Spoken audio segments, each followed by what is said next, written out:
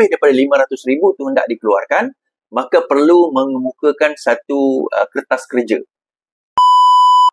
Saya pergi kepada cerita Syed Saddiq sekarang. Ini saja cerita-cerita sampingan-sampingan. Alright, Syed Saddiq telah telah disabitkan kesalahan untuk seperti mana kita ketahui, dipenjarakan 7 tahun dan sebatan kerana dikatakan mengeluarkan atau pecah amanah terhadap 1 juta ringgit. Kemudian pengubahan wang haram RM50,000 daripada akaun dia ke akaun ASB. Kemudian menerima pecah amanah juga RM120,000 untuk wang atau dana bantuan yang sepatutnya diberikan kepada rakyat. Baik. So, Syed Saddiq tidak mengaku bersalah. Kemudian didapati bersalah.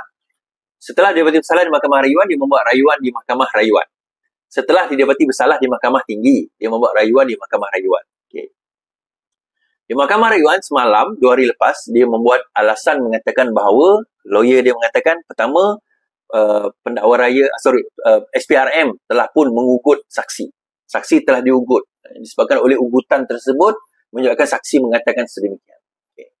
Saya mengatakan bahawa tidak ada so far, selain daripada penafian yang dia tidak membuat arahan untuk mengeluarkan duit bagi kepentingan peribadi, arahan yang dikeluarkan oleh Syed Saddiq adalah untuk COVID. Bermakna arahan untuk mengeluarkan duit itu ada. Cuma tujuan arahan itu tidak lengkap. Saya katakan bahawa tujuan itu tidak penting. Tujuan untuk nak bagi bantuan itu tidak penting. Yang penting adalah prosedur. Adakah pengeluaran 1 juta itu mengikut prosedur atau tidak? Kalau pengeluaran itu mengikut prosedur dan itu tidak ada masalah. Tetapi bila pengeluaran itu tidak mengikut prosedur, di sini timbul masalah. Di sini timbul masalah. Sebab apa? Mengikut bersatu, sekiranya satu-satu pengeluaran lebih daripada 500,000 itu hendak dikeluarkan, maka perlu mengemukakan satu kertas kerja. Di mana menurut saksi, kertas kerja itu tidak dilakukan. Semalam pendakwa raya juga berhujah menjawab soalan yang dikemukakan oleh peguam bela. Syed Saddiq berniat jahat guna alasan manfaat politik untuk arah keluar 1 juta ringgit menurut pendakwaan. Ahli Parlimen MUA, Syed Saddiq berniat jahat dengan berselindung di balik alasan political mileage untuk mengarahkan pengeluaran 1 juta daripada akaun armada. Demikian hujahan timbalan pendakwa raya.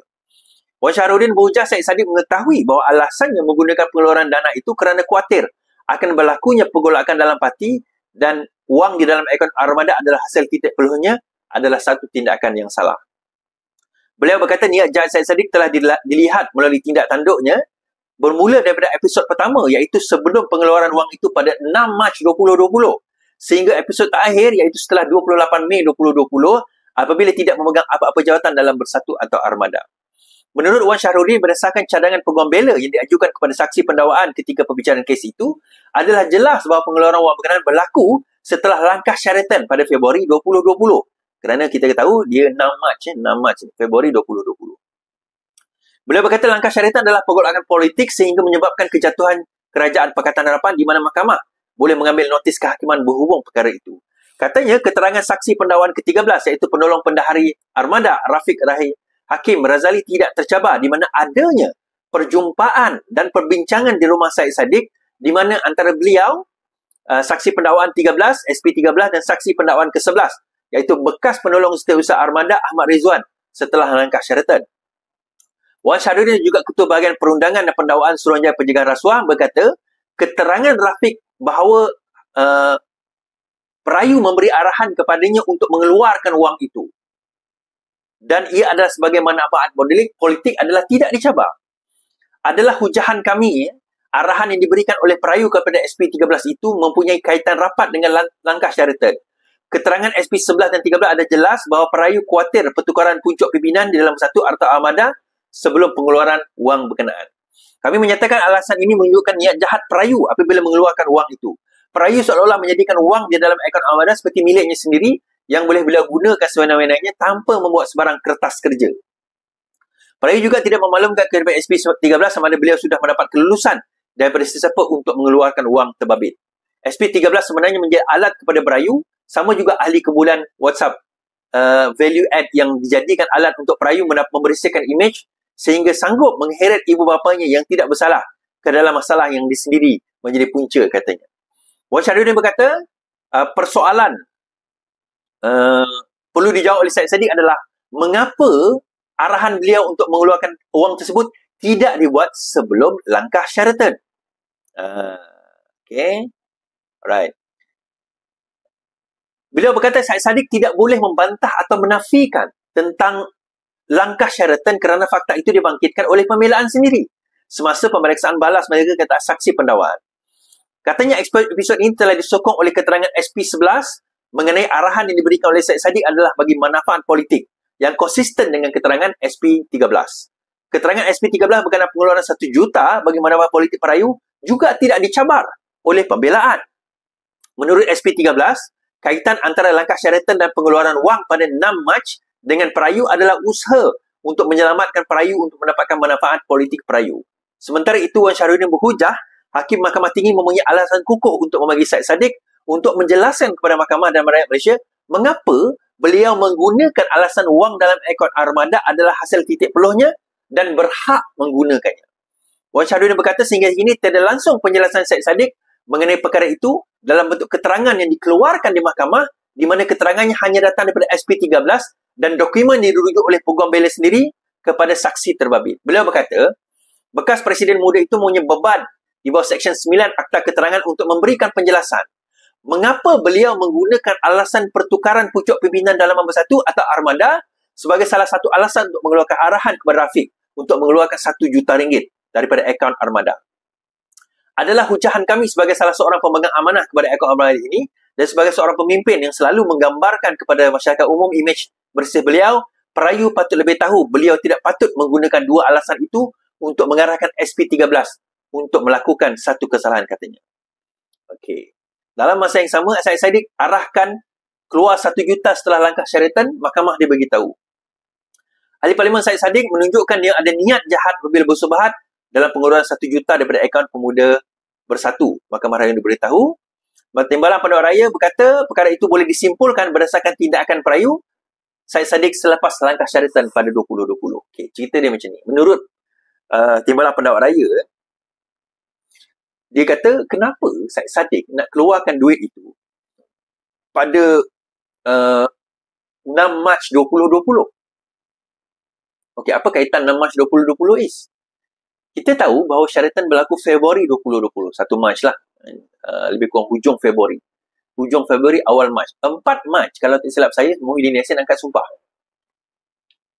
Pada masa itu, antara yang tak setuju, ialah dia masih lagi mempertimbangkan, bukan tak setuju, masih lagi mempertimbangkan sama ada bersama atau tak bersama adalah Syed Saddiq. Kerana kononnya atas dasar prinsip. Tapi tidak, sebab masa itu Atok tak bersama dengan Muhyiddin Yassin.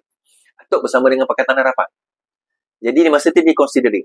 Okey, kita tak menafikan bahawa berkemungkinan besar duit 1 juta yang di dalam armada itu ada kemungkinan hasil tidak penuh daripada Syed Saddiq. Kita tak menafikan. Mungkin dia ada kenal orang ni, orang itu, duit itu masuk dalam akaun dan sebagainya. Kita tidak menafikan. Tetapi, dia masuk dalam akaun armada, bukan masuk dalam akaun peribadi dia. Jadi, bila masuk dalam akaun armada, tidak kisahlah itu usaha dia ke, itu kerja dia ke, itu dia punya, dia tertaluk kepada prosedur armada. Jadi, dia telah mengarahkan Rafiq untuk mengeluarkan 1 juta tersebut pada 6 Mac 2020.